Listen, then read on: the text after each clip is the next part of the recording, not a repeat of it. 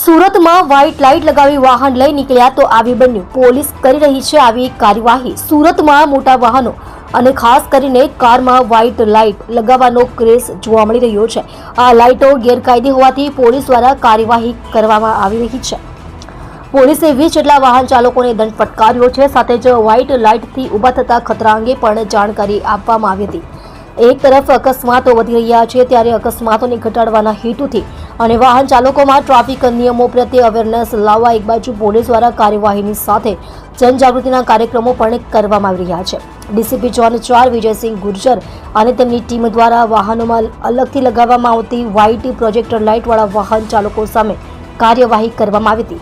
Y junction ખાતે police દ્વારા વાહન ચેકિંગ દરમિયાન આ કાર્યવાહી કરવામાં આવી હતી. પોતાના વાહનો ઉપર પ્રોજેક્ટર લાઇટ લગાવીને ફરતા 20 જેટલા વાહન ચાલકો પાસેથી પ્રતિ વાહન પેટે 500 રૂપિયાનો દંડ લેવાની કાર્યવાહી પોલીસ દ્વારા કરવામાં આવી હતી.